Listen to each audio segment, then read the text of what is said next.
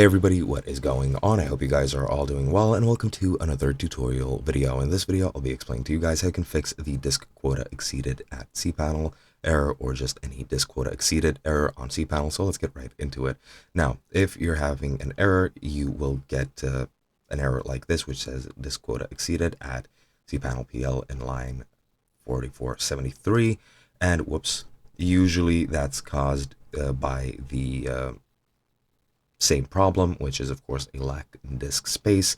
And if you're getting this error, what I do recommend first is using the Quota SVU CPU user command to check if the quota is not met, if you have enough space. Of course, you'll see these columns right over here. You have the quota, you have the limit, and the grace.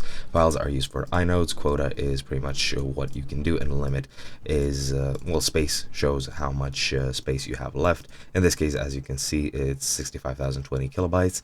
And yeah, you can just check that to see if you have enough space.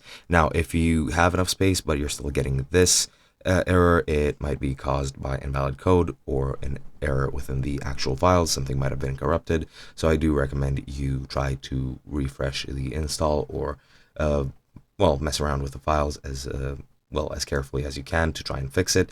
And once you see these, another option is to review the current disk space for the user, for the server, and or inode utilization, and the administrator can execute this here command, which will give you all of these here pieces of information, and this will return the disk space utilization as well as the current inode usage. And the output of this entire, as you can see, block of text will determine where the disk allotments are insufficient, so that the administrator of the system can change the allocation of the resources.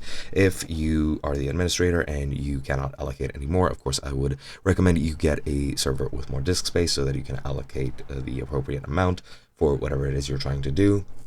And if not, then I would recommend you contact the administrator to fix this, and that should be pretty much it.